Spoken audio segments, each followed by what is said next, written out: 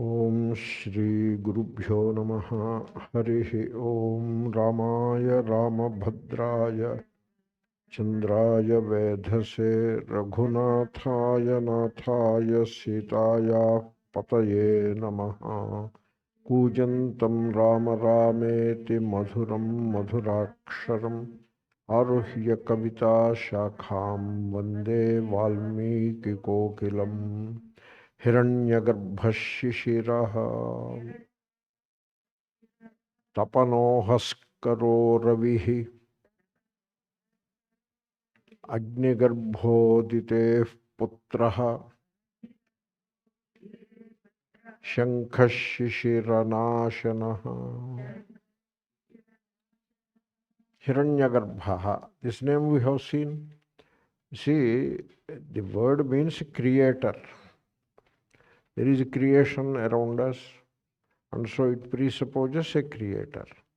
This is the upasana. If you say, why should it presuppose, then you are not in the field of upasana. You are a different kind of approach you have.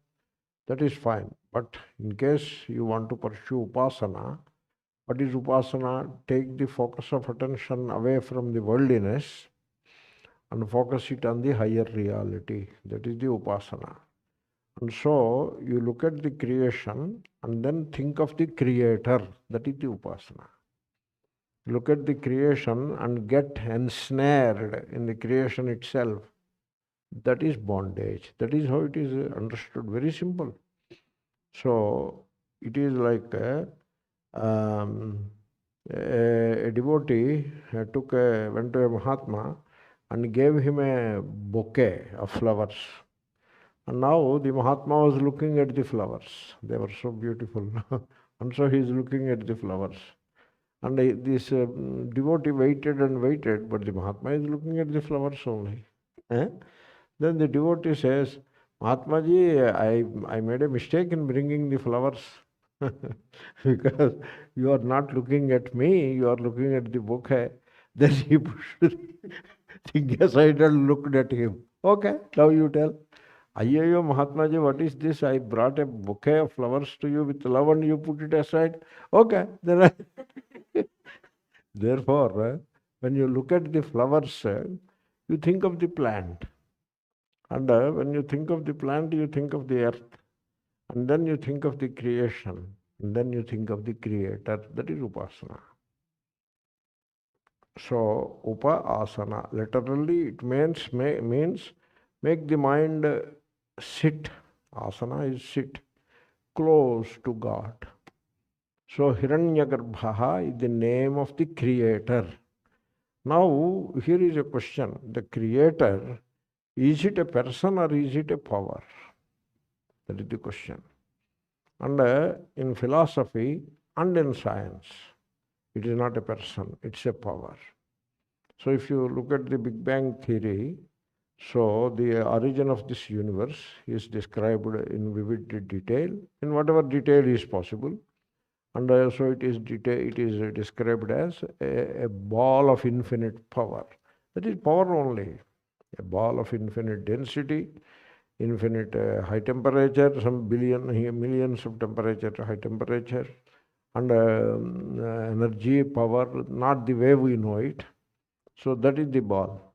So in a way, the theory of Big Bang also presupposes a huge source of a huge power source as the origin of this universe. Upanishads, they do very similar thing. Only difference is, for the scientists, cosmologists, that origin of the creation is a material origin it is. Though they call it power, means it is a huge ball of power and full of energy, infinite energy, but not the energy as we know it. Matter, there is no matter. Particles, no particles. Whatever we know it, it is not there. But still, they look at it as a material origin. And suppose you incorporate intelligence into it. It is not just power only. It is intelligent power. That is all you have to do. Then it becomes philosophy. Upanishadic philosophy in particular. Therefore, hiraṇyagarbhaḥ is the origin of this universe, the creator, who is not a person. That becomes a religion. Person means religion. And now, being a person, he should get married. And therefore, we end up performing the marriage of God every day or every month or whatever. So a ritual will begin. In the ritual, the god gets married to one or even, not even one, sometimes to two ladies. And so people get accustomed to that. They stop questioning. When you question, that is not religion. You follow blindly, that is religion. Therefore, in philosophy, where the vision of upasana is presented, the origin of this universe is not a person. Hṛdayam is not a person, though it sounds like Ramaha. When you say Ramaha, it is a person, but not when you say Hṛdayam. But in the Puranic literature, the same Hṛdayam is kind of cut up into three: Brahma, Vishnu, Rudra, three persons. So the personality worship, that is the religion. This is what is called humanization. Therefore, a philosophical vision is converted into the human form. Therefore, what people consider Brahma, Vishnu, Rudra in Hindu pantheon of gods, the Trimurti, they are put together, constitutes what is called Hṛdayam. Not a person. Three, as three person, that is how it is described. But as one, it is not a person. Then what is it? It is the very source, very origin of this universe. Universe is a manifestation of power. The Hiranya is power, intelligent power. Tejovai Hiranyam. It is intelligent power, not some chaotic power, like the power of an explosion. It is not like that. It is a cosmotic power, intelligent power. And the Hiranya is the power, that intelligent power. And the one who has that power with himself, you have to use one word, with himself or herself or with itself, whatever way you want to put it. That is the hiraṇyagarbhaḥ. We have seen it. And I reminded you. So it is generally said that all religions worship Hṛdayam in their own way. All religions, whether they are Hindu sects or Abrahamic faiths, all of them are worshipping Hṛdayam as the God. Vaishnavas call it Vishnu, Shaivas call it Shiva, Christians call it God in the heaven, etc., etc. Therefore, if you go up to the Creator, that is religion, and convert and personify the Creator also. That is how the religion functions. But go up to the Creator, don't personify, look at it as the infinite power, the origin of the universe, higher power. That is philosophical vision. That includes upasana. And but then there is one step higher, in which the creation, if it is, suppose the creation is not real, then the status of creator is also not real. Then you reach a point where the reality is one without a second. There is no second anymore. That is called Nirguna Parabrahma, also called Brahman. Therefore, religions come up to Hṛdayam. Religions, and in a way the science also comes up to Hṛdayam. And you take just one step above that, you enter into the vision of the highest philosophy of Advaita. That is the difference. So, in Upanishads, we go to the Advaita, and in all religions of the world, we come up to Hṛdayam. The Hṛdayam alone is called Vishnu, Brahma, Shiva, God in the heaven, etc. It's Allah. The same Hṛdayam is called by all these names. So that is a point to be noted. And then another thing is, we are all like so many limbs of that Hṛdayam. Hṛdayam is the cosmic entity. We are all small entities in the cosmos that constitute the cosmos, and therefore we are all so many limbs of that cosmic entity. Therefore now, where is your focus? If your focus is on the cause, that becomes upasana. Karana buddhi Upasanam, that's a definition. So if you focus on the cause, that becomes upasana. If you focus on the effects only, you are bound in the world. The world has a way of binding people. Therefore, you go after the effects, go after the people of the world, go after the things of the world. You find yourself caught in that bondage. Therefore, upasana helps us to go beyond the effects to the cause. That is, and the name of that cause is hiraṇyagarbhaḥ. Then śiśiraḥ, tapanaḥ. We come across two names. śiśiraḥ, one who gives comfort. Tapanaḥ, who makes us uncomfortable, who gives discomfort. So both the opposites are there. Therefore, and both opposites are caused by sun only, the Surya. So the sun is the altar of hiraṇyagarbhaḥ. So there is no difference between the sun and hiraṇyagarbhaḥ. Okay? It is like you go to Ramalayam, there is no difference between Rama and Rama's Vigraham. Suppose I ask you, you go to the temple to see the idol of Rama or see Rama? To see Rama you go, not to see idol of Rama. But you end up seeing idol of Rama only. That means there is no difference between idol of Rama and Rama. So that is how upasana has to be understood. Now, śiśiraḥ tapanaḥ.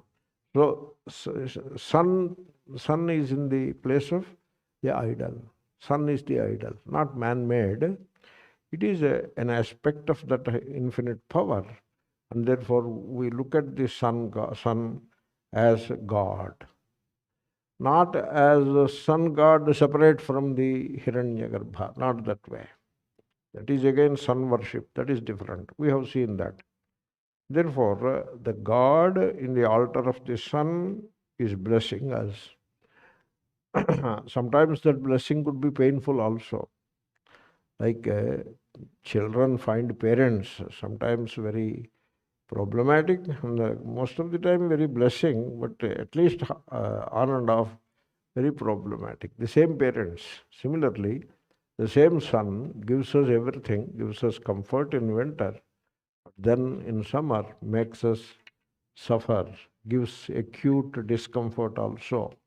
So śiśiraḥ, the one who gives comfort, and tapanaḥ, the one who gives discomfort.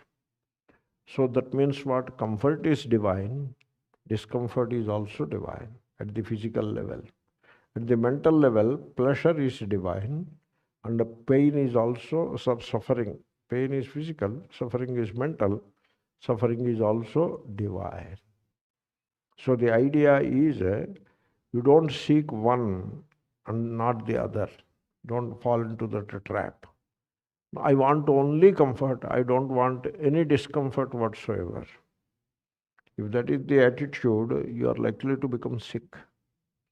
You sit in an air-conditioned room whole day 24/7, you become sick.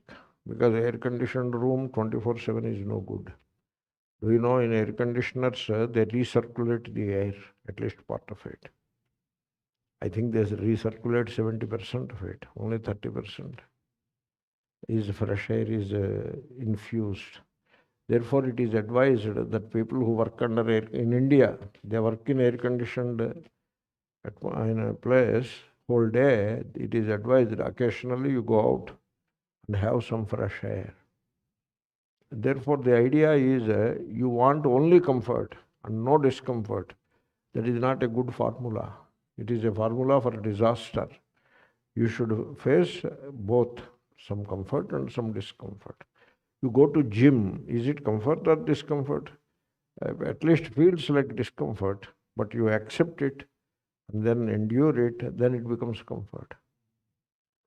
Therefore, you should rise above the opposites of comfort and discomfort. That is what Sri Krishna says in Gita also. So matra sparshastu kaunteya, shitoshna sukha dukkhadaha. What is shita, cold, and ushna, heat? What is it? It is the experience that you get when the sense organ comes into contact with sense object. Matra sparshaha. And so sometimes it is comfort and sometimes it is discomfort. So now, do you want to rise above the opposites of comfort or discomfort, or you want to get caught at that level only? So don't be caught at that level, because this game you are not going to win. Because the body is not your body, it is the body of the nature. And nature has all kinds of opposites in it. Therefore, allow the body to go through comfort and some discomfort also. Accept both. Tam stitikshasva bharata, endure. So, always seeking comfort and trying to get rid of discomfort. This is the approach that people follow that makes them unhappy, sick and unhappy, both. Then what should we do? You endure both. Both are divine. Śiśiraḥ, tapanō. Comfort is divine, discomfort is divine. Then at the level of the mind, pleasure is divine, pain is also divine. Therefore, don't try to seek pleasure and get rid of pain. Don't do that. Both will be there. It is a 50-50 thing it is. It is always a dipole. Never try to get rid of one and keep the other. It doesn't work because they are opposites. You hold on to the head, the tail also will be there. You hold on to the tail, head also will be there. If that example you don't like, hold on to the positive charge, negative charge will be there. In college days, I told earlier also, imagine a unitary positive charge. Like that the derivation begins. Why should you imagine? Because no such thing exists in this world. A unitary positive charge doesn't exist. When there is a positive charge, somewhere around there must be a negative charge also. That is how the world works. Therefore, for the purpose of derivation, you may start with a positive charge, but in reality, it is always associated with a negative charge. Sukha and dukkha are like that. Shita and ushna are like that. Comfort and discomfort are like that. Therefore, understand how the nature works and endure both. In the process, you rise above both. Then what happens? The boundary between pleasure and pain will collapse. In India, we do that. In summer, the sun is very hot and we endure it. We just endure it. Sahalete hai. And in Himalayas, etc., it is very cold. People there endure it. They do not make preparations to overcome the cold like the way they do in this country or elsewhere.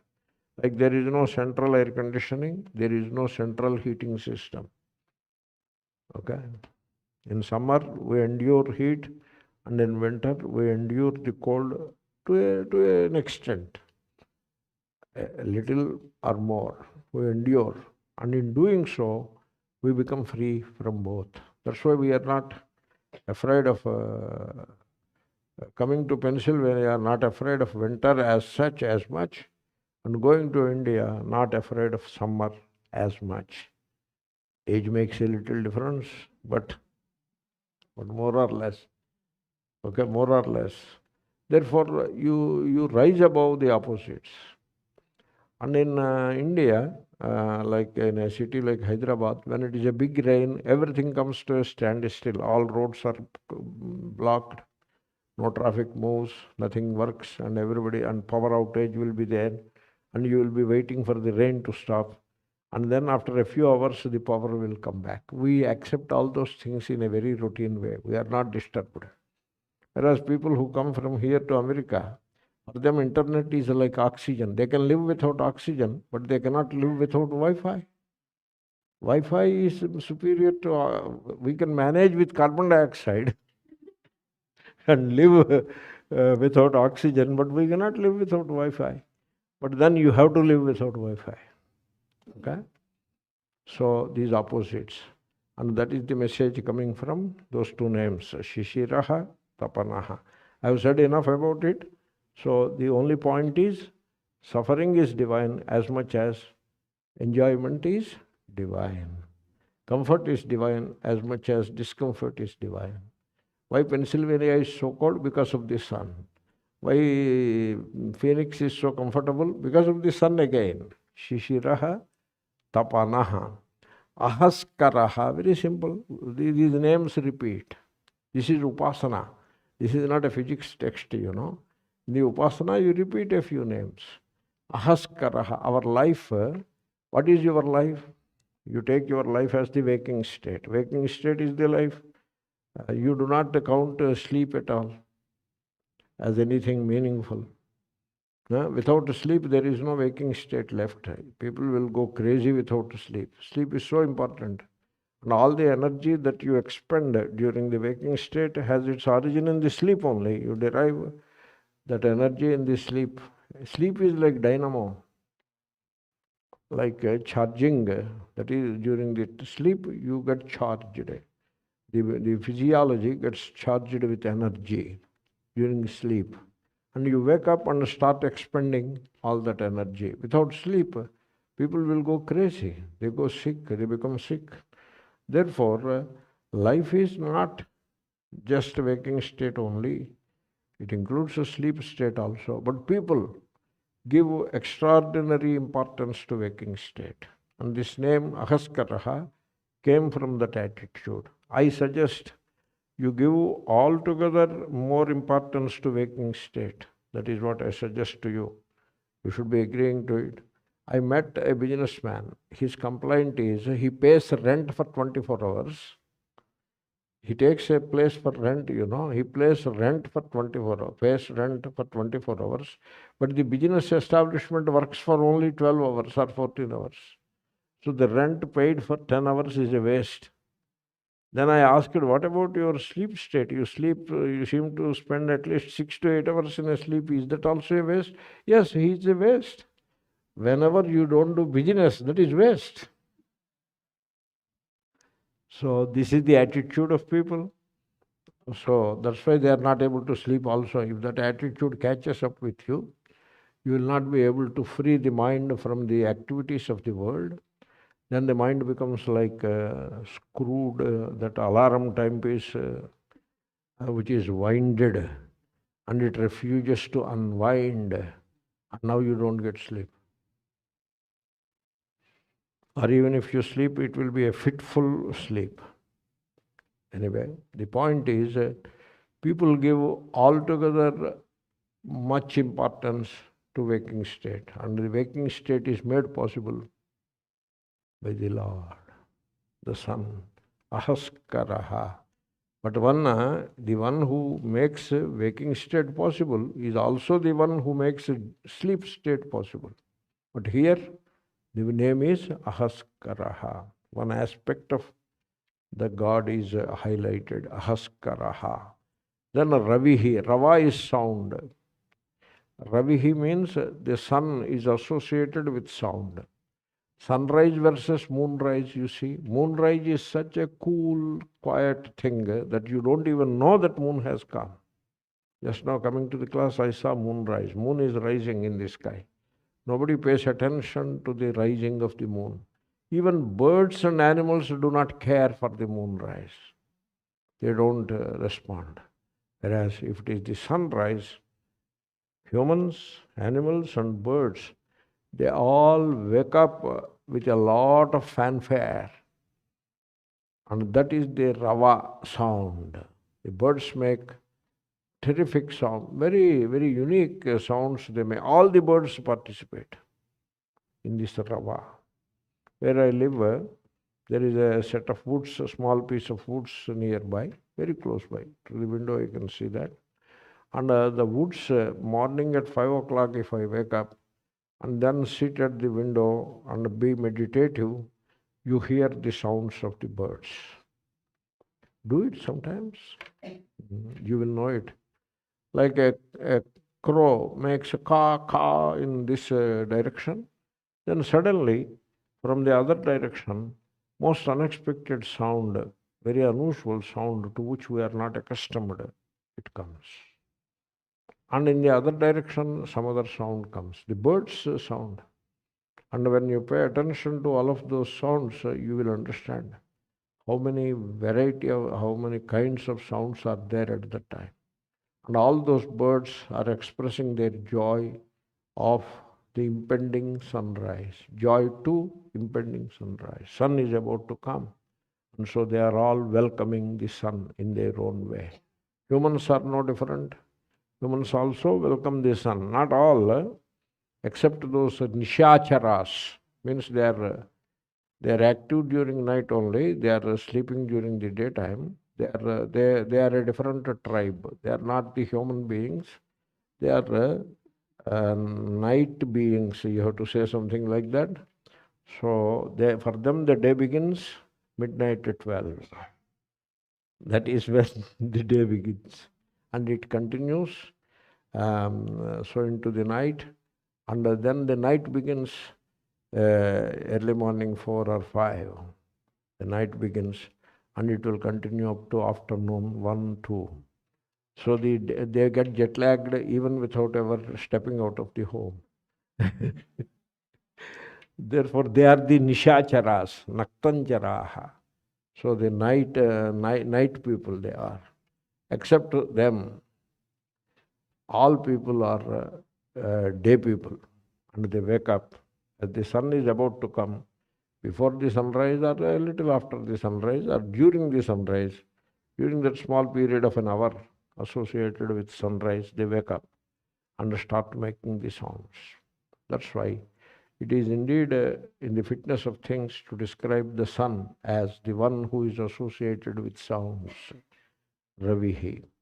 And then the rishis, they have seen, they have examined, they were listening to these sounds.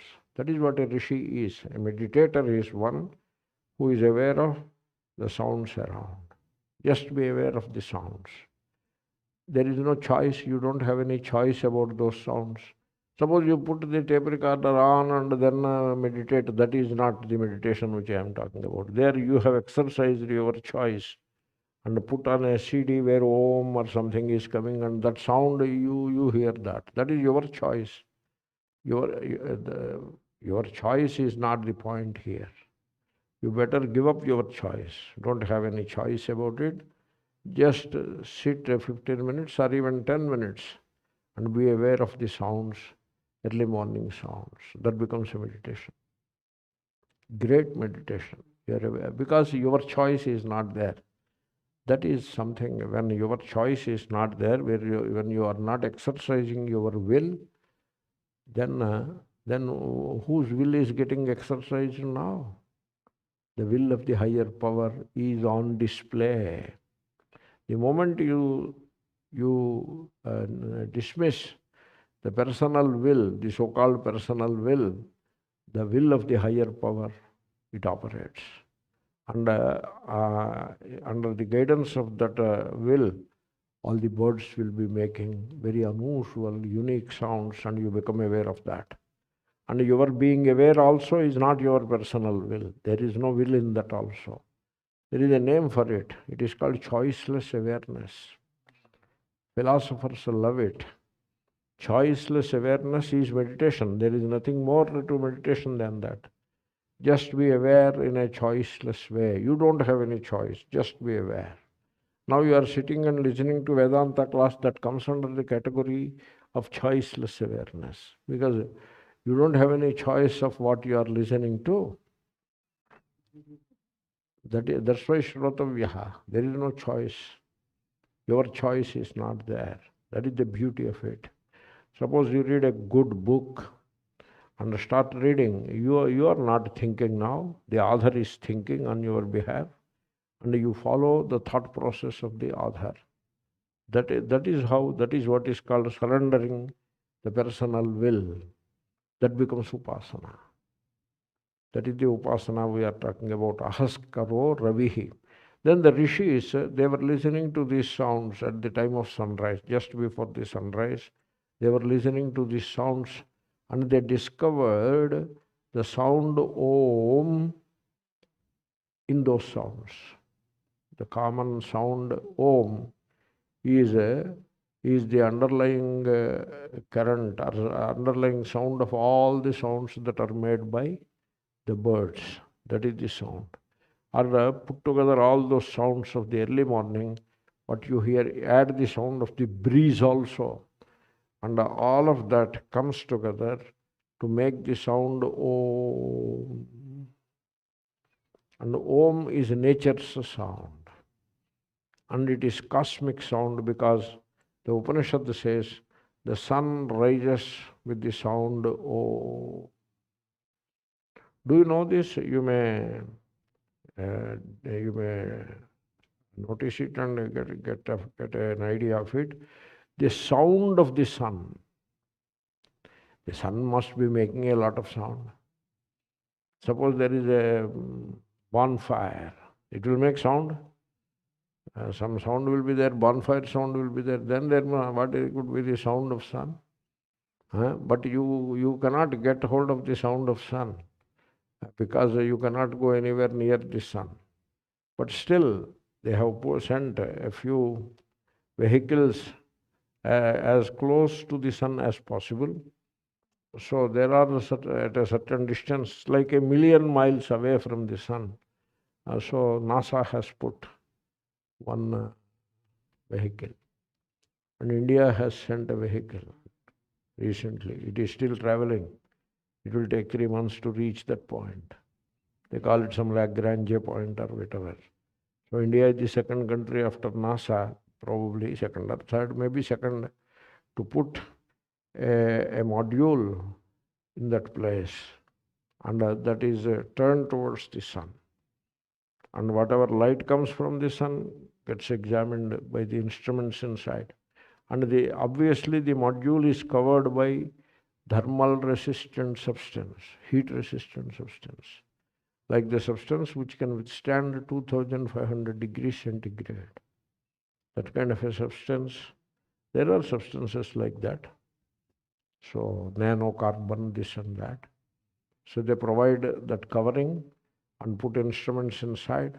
Outside temperature could be more than 2500, but inside it will be less than 40 or 50. And so the instruments receive the light and they record the sound also. So to make the point is that NASA has recorded the sound of the sun. And if you hear it, it sounds like Om. Interestingly, if you have Om in you, every sound sounds like Om only. Some subjectivity also will be there in it, but doesn't matter. What is inside is outside and what is outside is inside. Therefore, the subject-object division has collapsed now.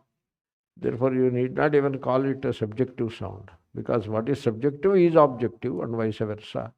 And therefore, it is said that the sound that comes from the sun, as the sun is rising or the sun is shining, is Om.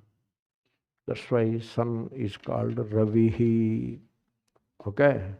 We are now making a progress. Agnigarbhaḥ, the most appropriate name for sun is agnigarbhaḥ. So what is the core of the sun? It is fire. What kind of fire? 1,000,000 hydrogen bombs explode at the same time. What kind of fire you get? That is agnigarbhaḥ. Because in the core of the sun, so what is happening? Hydrogen, there is enough hydrogen gas inside the sun. Hydrogen gas is the fuel of the sun. Sun is burning, burning star it is. Not only the sun, all other stars also. For all these stars, the fuel is hydrogen gas. Hydrogen gas becomes hydrogen atoms at high temperatures. And hydrogen atoms fuse together. Forget about the electrons, the nuclei fuse together to become helium. And helium further fuses to become higher elements. And they fuse further. The fusion, it will go on and on and on, and all heavy metals like iron, cobalt, etc. are formed in the bowels of the sun due to fusion. The gold that is available under the crust of the earth has come from the sun by fusion. Fusion begins with hydrogen and goes up to gold, such heavy metals. That is the power of the core of the sun. A million hydrogen bombs are going on, are exploding every second. That means sun is expending the hydrogen gas fuel at a terrific rate. And now there is no way of putting some more hydrogen there. It is expanding. And a time will come that sun will fall short of hydrogen fuel. And then sun will stop shining. But don't worry, that time is for 10 billion years away. But not to worry. So now do you agree with the name Agnigarbha or not? Agnigarbha. That is the name, Agnigarbha. Interesting name. I am very particularly impressed by that Agnigarbha. So in the book it is written, sun is 100% literally Agnigarbha. That is what the sun is. And then Aditya putraḥ Aditya, it is repeating. We have seen that. Sun is the child of the universal power or the cosmic power. Aditya putraḥ. And then śaṅkhaḥ, agnigarbhaḥ, Aditya putraḥ, not Aditya putraḥ. That A will come there. Okay? So, and śaṅkhaḥ, śiśiranāśanaḥ. śaṅkhaḥ. The word śaṅkhaḥ can be, its synonym is chidākāśaḥ. Sham is Ananda, which is Chit. Sachidananda, you know. Ananda is Chit, which is Sat. Okay? So, Sham, Ananda, which is Chit. Kha is Akasha. Chidakasha. Therefore, he is not only Agnigarbha there, yonder, but also the Chidakasha inside. So, you see, where are you stationed? This is called platform. So, you are yourself, right? The sense of self, right? You are yourself, like I am myself, right? What is the platform in which you station yourself? Like a rich man station, his platform is the richest bank account. That is his platform. A banker, if the bank becomes bankrupt, he is a nobody now. That is his platform. You understand the word platform? The ground. What is the ground of a banker? The money in the bank. What is the ground of a landlord? The ground means not physical ground, the metaphorical ground. What is the ground of a landlord? Land that he possesses. What is the ground of a body-identified person? Body. What is the ground of an emotional person? Mind. What is the ground of an intellectual? The intellect. Okay. What is the ground of a narcissist? You know, narcissist, very ahankari. What is the ground? Ego is his ground. Okay. These are all wrong grounds. They are not real ground. You are taking non-self as your ground. You are stationing yourself in the non-self, means in something which you are really not.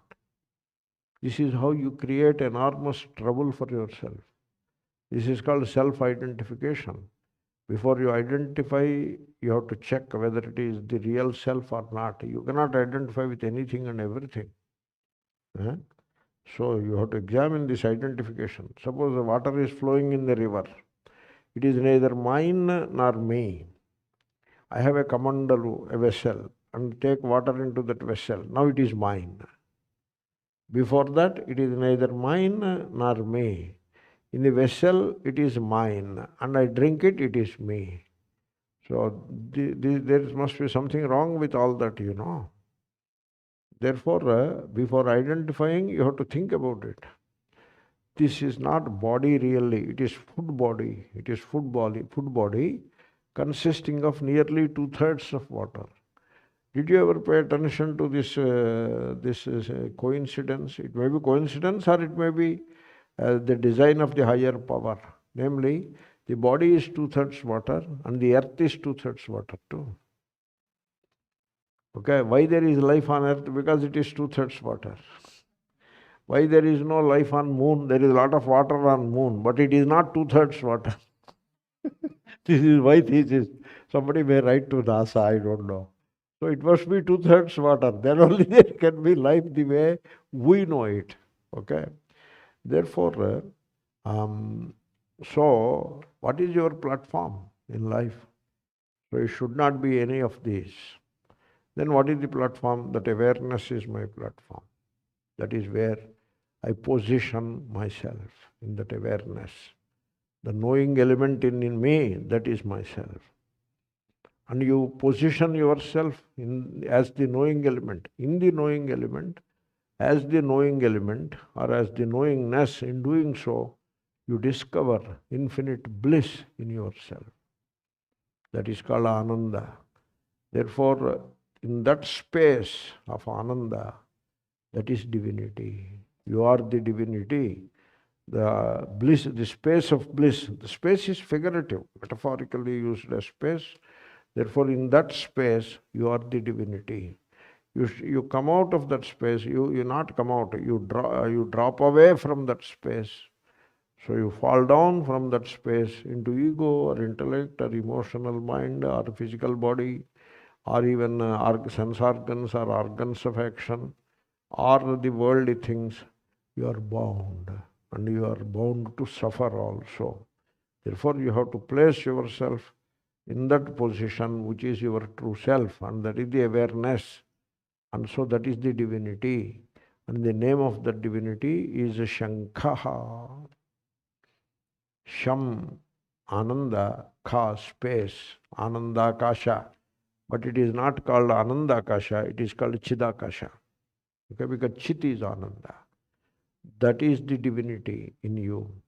So people take literal meaning. What is the literal meaning? Conch. And therefore in all worships you find conches. Suppose you blow the conch, the sound that comes is Om. That's why conch became significant. Conch became significant for two reasons. That it makes the sound Om. That's why it is connected to the Godhead. And also because the word śaṅkhaḥ, it is not a single word, it is a composite word. Śaṅkhaḥ, Chidakasha, that is the divinity. For that reason, the word śaṅkhaḥ came to signify the Godhead. Okay? But people take it literally. That is what religion is. In religion, we fail to understand the spirit, and therefore we end up with the literality. And when you take it literally, it becomes a conch. And therefore collect conches and blow through them. Blowing is okay, but then use conch for all kinds of worship. And how do you get a conch? There is an animal inside it. Not inside it. The conch is the outer skin of the animal. It comes with the soft. It is so soft that it requires a hard shell outside to protect its soft body. Therefore, the hard shell is also part of the body. So catch hold of it and dispose of the inner soft material, scrape off all the soft material, and you can see some of the soft material still sticking to the conch, and call it a conch and use it in worship and all that. Very sad thing to do that. Better not to do that. Conch. Then anything connected to an animal or a living being, better to avoid in worship. Because when we all start worshipping and collecting conches, then the people who sell the conches, they go to the marshlands, and then they see a creature coming there. It will be running away. The conch will be running away, but he will catch hold of it and kill the inside thing and sell the conch to you. Very sad. We should not do that. So one Mahatma was asked, why do you sit on the deer skin? He sits on the deer skin. Why should you sit on the deer skin? Why not sit on a mat? So many mats are available in Costco. Very fine mats are available. Why do you need a deer skin? So, no, deer skin is sacred. What do you mean by sacred? It is himsa.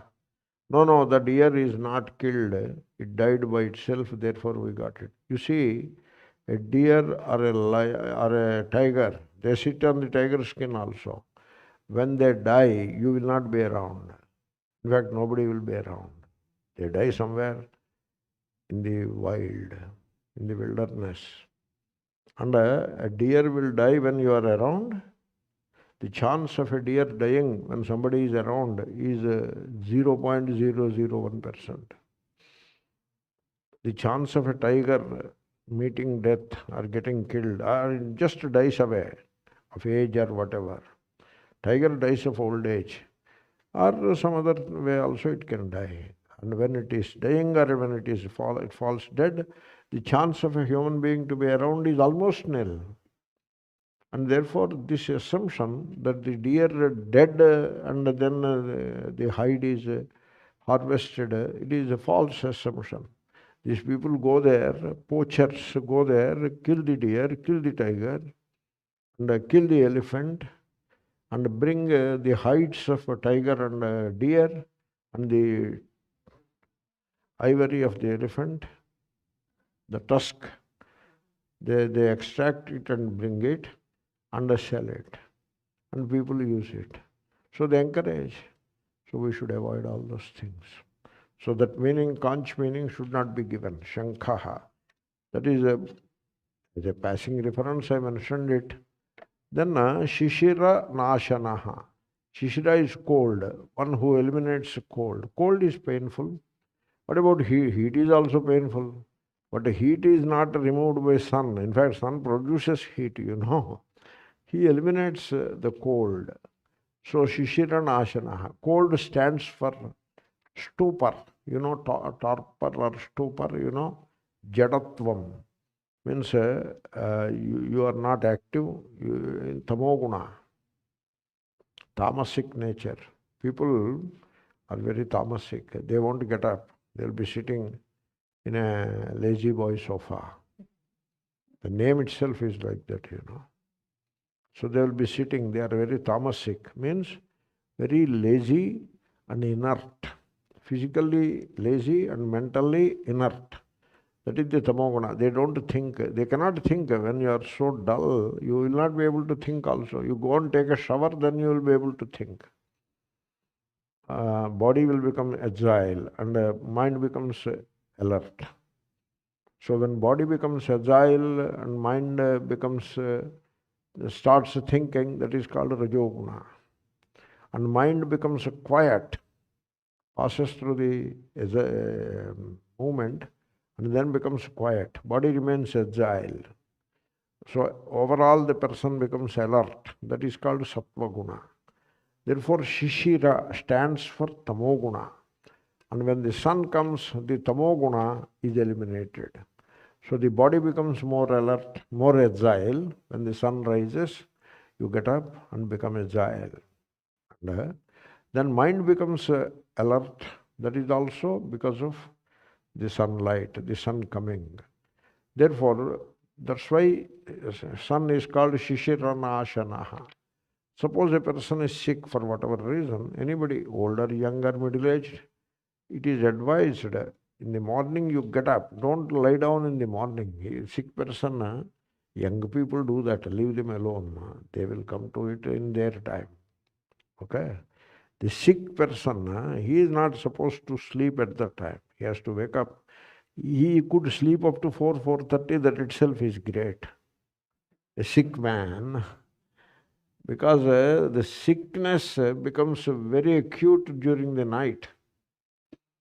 And as the night is going out, wearing off, and as the day started, even the pain of the sick man is gone. It becomes light.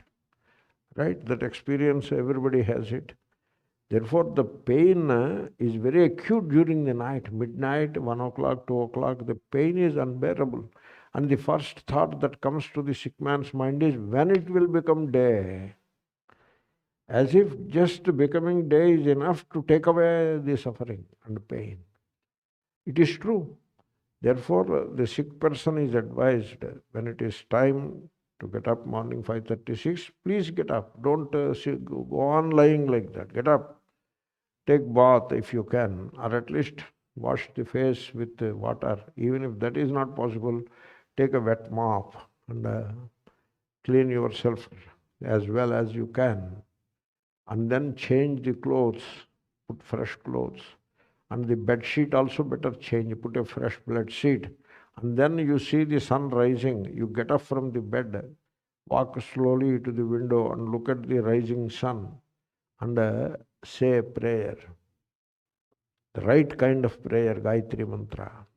Not some Trahimam Pahimam prayer, which comes out of self-pity, but a Gayatri Mantra kind of prayer, which elevates you from the body identification. Say such a prayer, your illness is half gone. Śiśiranāśanaḥ. You see, all illness originates in the mind. You should not forget that. So illness is the enhancement of tamoguna and rajoguna. That is the illness. Whereas health is sattva-guna.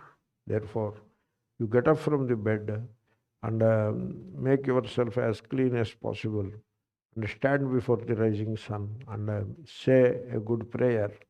Some of the illness is already gone because you have moved in the mind to sattva-guna and moved closer to the higher power.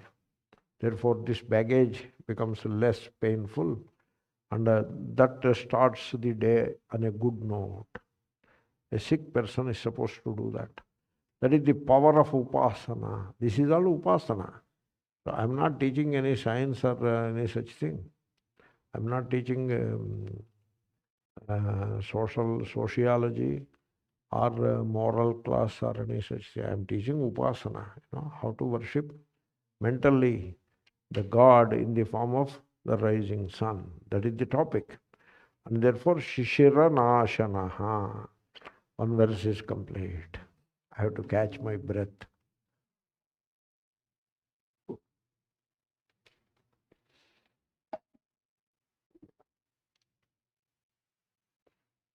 Then, next verse, let us say, vyōmanātha-stamōbhēdī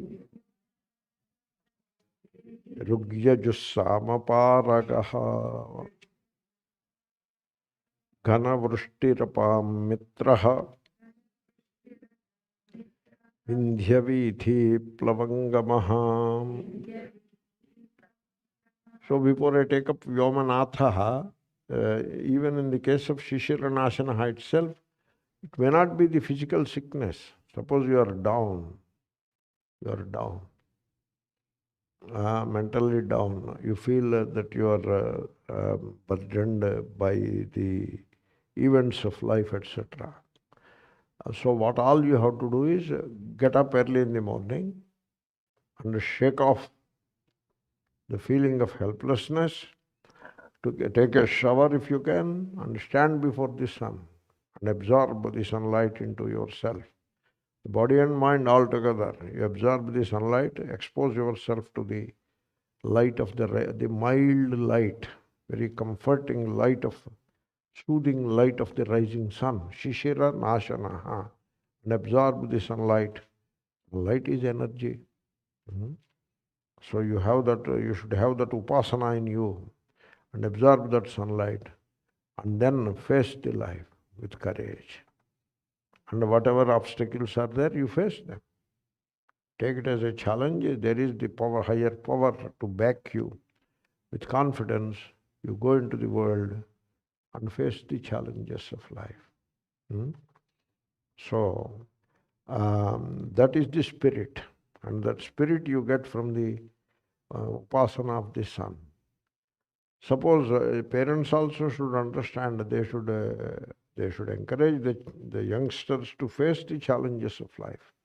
Even we, in our time, all of us, in our time, faced many vicissitudes of life and arrived here. And we were very confident, or whatever, courageous, or whatever, we faced all those challenges. Same thing should happen to the youngsters also. Suppose if God appears before the mother or father and says, seek a boon, and mother or father seeks a boon that my children should not face any trouble in life. And if God grants that boon, God forbid, if God grants that boon, the children will become vegetables fit for nothing. Therefore, parents also should not seek that boon. They should encourage to face the life, face the challenges of life. They should encourage. So once a young man came to me, very down, very depressed, because he failed the exam, and without a degree, what kind of job he will get? And he was very much down. I encouraged him, what else I can do? And I told him, you pray to the rising sun. He knows Gayatri already. Just say it and pray to the rising sun and face the challenges of life with courage and confidence. He did that, and later he became a professor. Therefore, you see, some of these great professors, etc., they failed in the exams.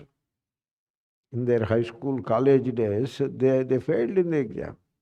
But they took the life on its terms and accepted the failure and moved forward with courage and confidence. That is what you will get from this upasana. In that sense, sun is called śiśiranāśanaḥ.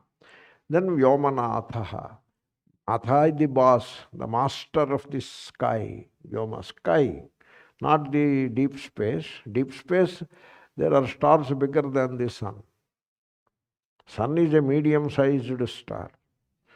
Some of the stars are much bigger than the sun. Recently, they discovered a star which is 1,000,000 times bigger than sun. What do you say about it? Yes, these are called astronomical figures. Means you say them, you hear them, but you cannot visualize it.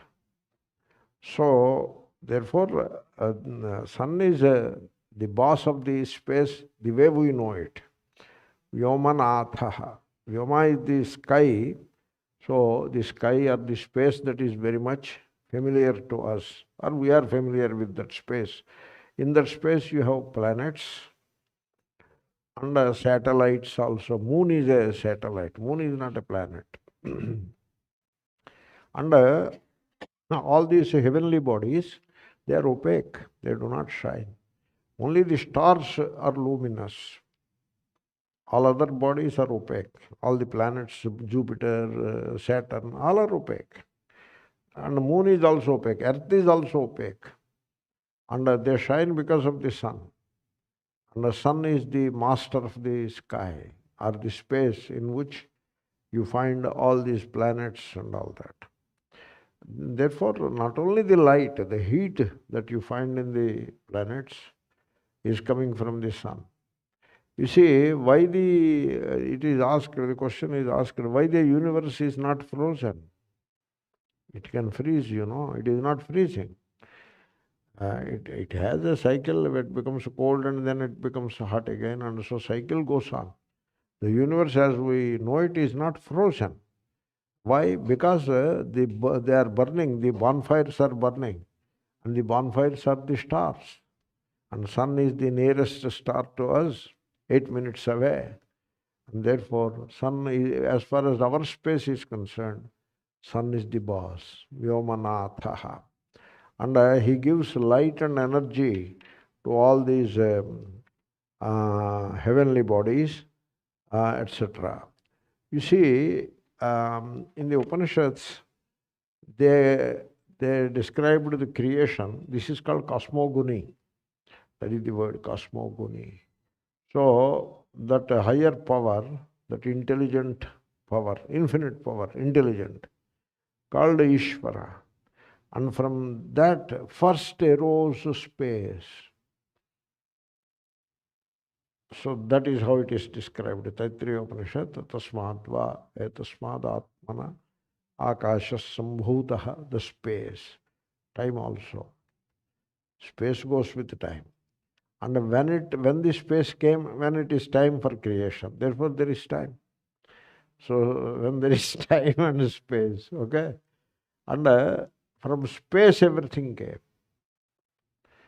So Akashad, Vayu, Agnigarvhā'ditēḥ, etc. And that is the space. That space we are talking about.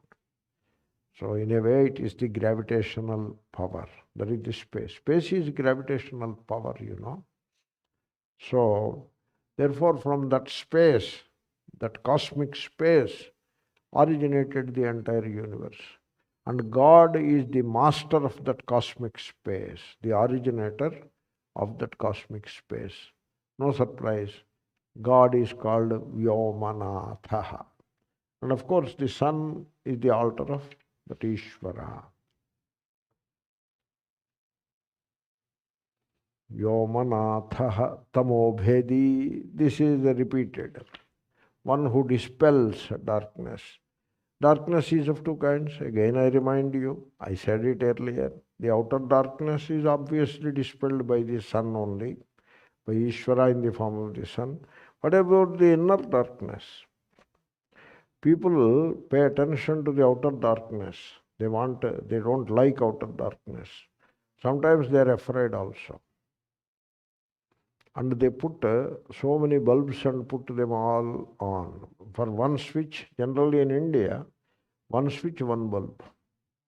In America, one switch, four bulbs. The first time I came to Pennsylvania, I went to wash my hand into the bathroom, and they said the switch is in the right side. I put the switch, I was hit in the face because four bulbs they came to light all at once. One switch, four bulbs, they are all standing side by side. Just at the sink, only sink is there below. What will you do with all that light? You don't need all that light. And gradually, it becomes a luxury. Like we are accustomed to a lot more food than we need. Similarly, we become accustomed to a lot more light than we need. All that light, your eyes are not made for all that light.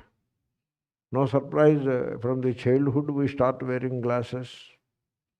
And in the middle age, certainly you end up with a glass. Now the glasses is an integral part of the body itself. You go to sleep with the glasses.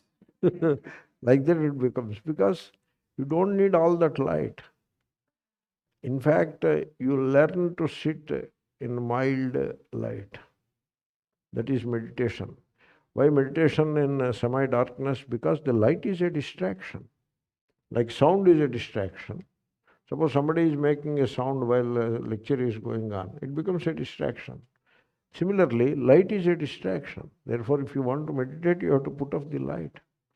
So people have to think about it, especially in America, they have to think about it. In India, we need not think about it because we are accustomed to a little light.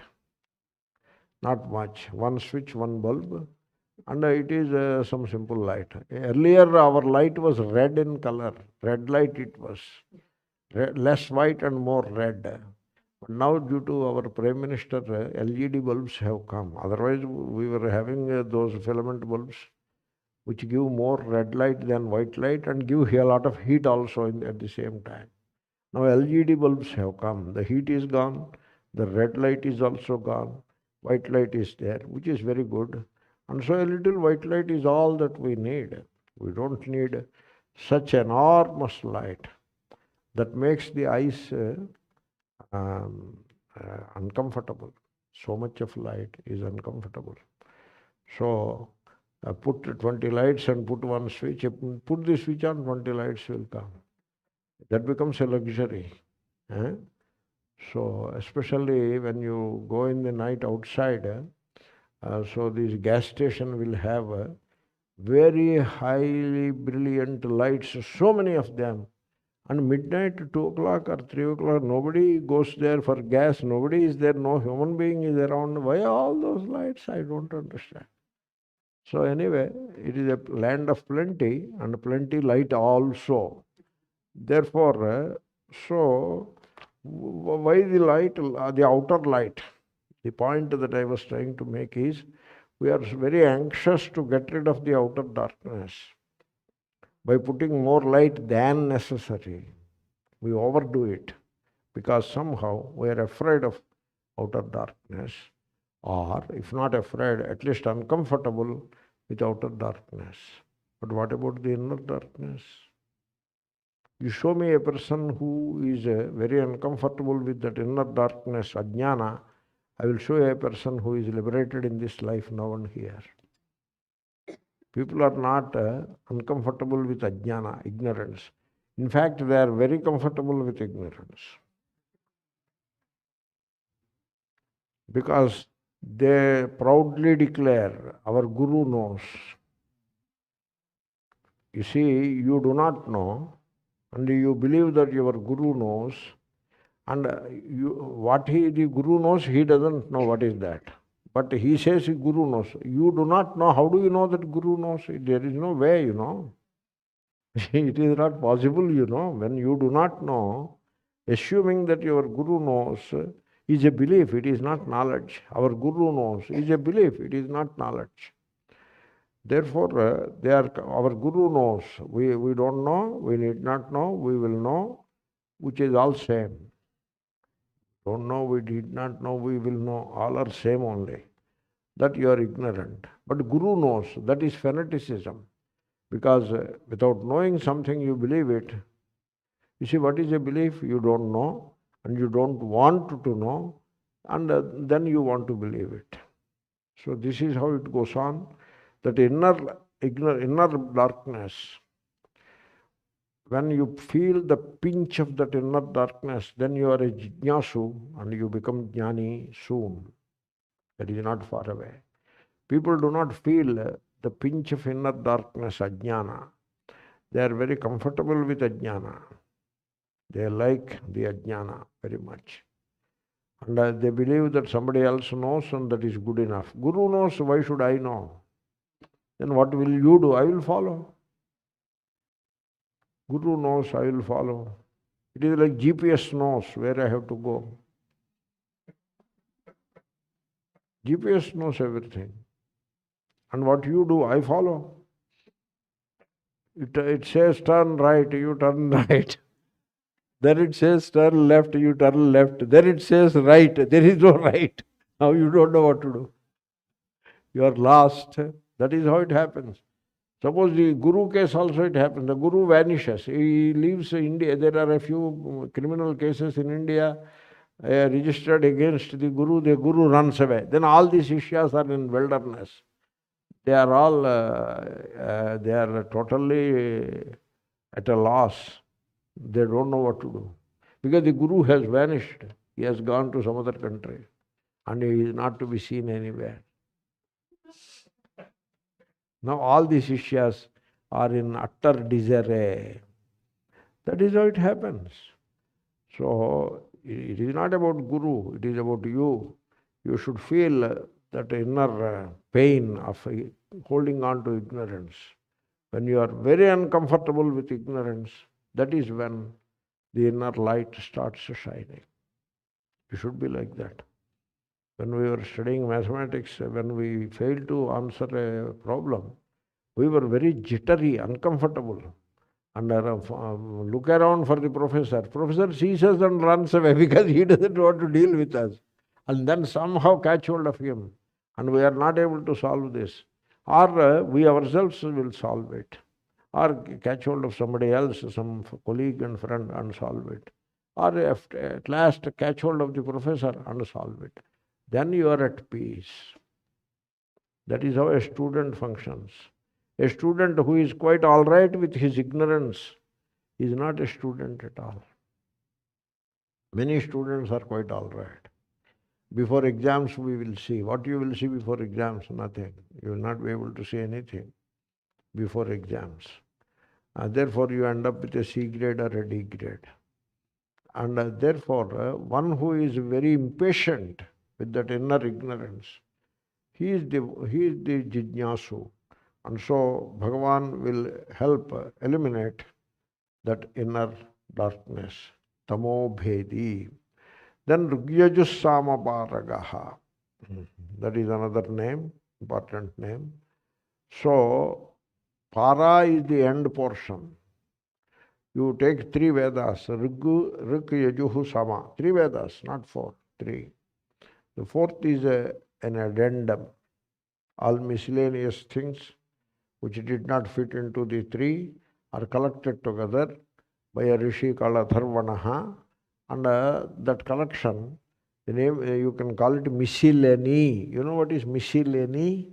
A collection of miscellaneous things. That miscellany was named as a Veda after the one who made that collection, Atharvana Veda. It is not the regular Veda. and only Rik, Yajuhu, Sama. That's why Veda is called Trayi. That is the name given to Veda. Trayi Vidya, a knowledge which is of threefold. Rik, Yajuhu, Sama. Rik is the hymns which are in the verse format. They are the hymns. Okay. Then Yajuhu, prose. And Sama is song. Generally, when you go to a movie, English Hollywood movie, it is all prose movie. Right? No songs. But if you go to Bollywood movie, it is prose and poetry. Songs also will be prose and Sama. Yajuhu, Sama. But there are occasionally some movies, like Shakespeare's movies, or even Moulin Rouge, like that there is a movie. Such movie, it is prose and verse and song. All the three will be there. You got it now? That is what Veda is. Prose, hymns which are poetic verses, and the songs which is Sama. That is the three kinds of Veda. You understand that? Okay. And the three Vedas, ṛgyajuḥsāma, all the three Vedas have end portions. Para, the end portion, which is the essence of the three Vedas. That is the Upanishads. And those Upanishads describe Paramatma. They describe Ishvara. Ishvara is not described in Karmakanda, etc. Karmakanda is the pantheon of gods. Multiple gods are worshipped. Whereas in the Upanishads, so they describe the reality. So the ultimate reality is non-dual, Advaita. That you find in the Upanishads. And that Advaita, one without the second reality, is the sun before us. ṛgyajuḥsāma-pāragaḥ. Also, in Karmakanda, the human being is cut up into caste, creed, race, religion, region, nationality, ethnicity. Human being is cut up in multiple ways, whereas in the Upanishads, the human being is not cut up. Human being is human being. And therefore, the Upanishads' concern is with human being, not even gender division is there. They are concerned with human being as such, not as a human being cut up into multiple sects. So that is another important aspect of the Upanishads. And also the Upanishads, they talk of the innate divinity of the man. Every human has the divinity as the innermost self. That is the innate divinity. Whereas all the religions, including Vedic worship, etc., the divinity is outside of you, somewhere above or away. Whereas Upanishads have a very unique message of divinity which is innate to the human being. That is the Upanishads. And then another aspect of the Upanishads is realization. Religion is realization. Religion is not belief. Whereas the religions of the world operate on that basis. Religions of the world, they are based on belief system. They are nothing but belief systems. Whereas in the Upanishads, it is not belief. It is realization. Therefore, that means it is practice than profession. It is practice, not profession. That is the Upanishadic wisdom. So, therefore, Upanishads talk of a spiritual adventure here and now. Whereas in the religions, one has to acquire merit and die, and then the adventure begins after death, in the future, not now. Therefore, Upanishads are cash religion, whereas the belief systems are credit religion. It is something later. That much difference is there between Upanishads and other religious systems. Therefore, also Upanishads do not forge laws and rules for the conduct of our daily lives.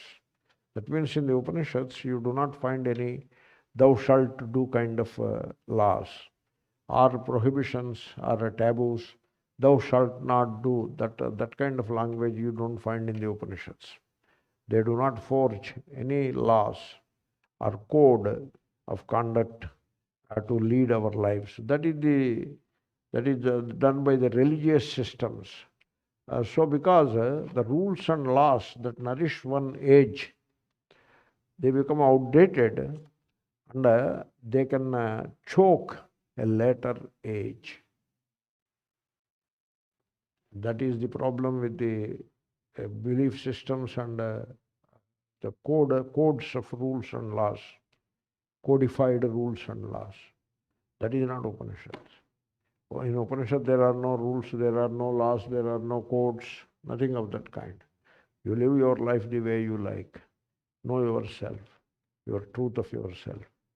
The thought and the speech and action should reflect the truth. That is all the Upanishads advise. Now why should it reflect, I will reflect untruth. Okay, you reflect untruth and suffer. That is up to you. Therefore, Upanishads have a very unique message. Under the theme of Upanishads is freedom. Not freedom, you get up and do whatever you like. That is not that you are doing anyway. Okay? That is what you do anyway. Take the car and go wherever you like. That is not the freedom we are talking about. You have it. Political freedom also you have. You will vote. Elections are coming next year. You will vote to the person whom you love or you like. That is political freedom. Physical freedom you have. Take the car and go wherever you like. You can drive from here to New York if you wish. Take a credit card and with some money you can drive to New York. You can do anything. So the freedom that we talk about is not that. But inner freedom. So the freedom where you can say no. Say no to drugs. That is freedom. Saying no is freedom.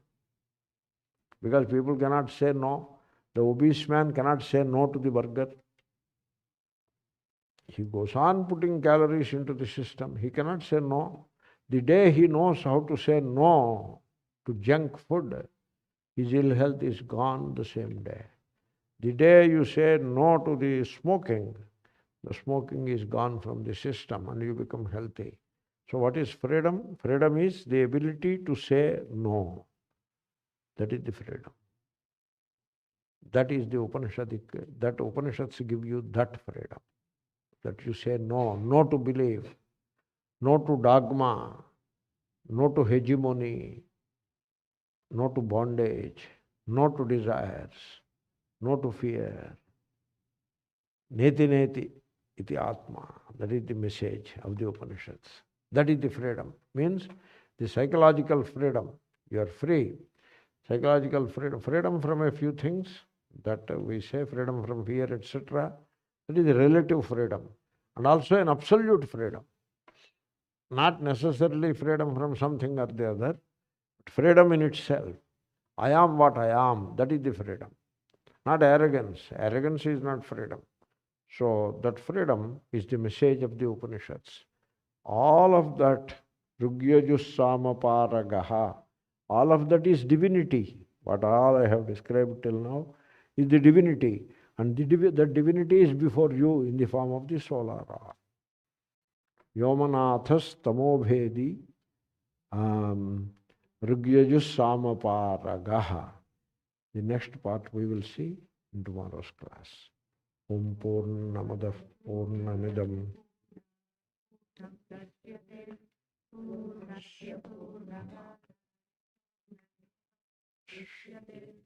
Om Shanti Shanti Shanti. Om Shri Gurubhyo Namaha. Harihi Om. Tomorrow 6:30.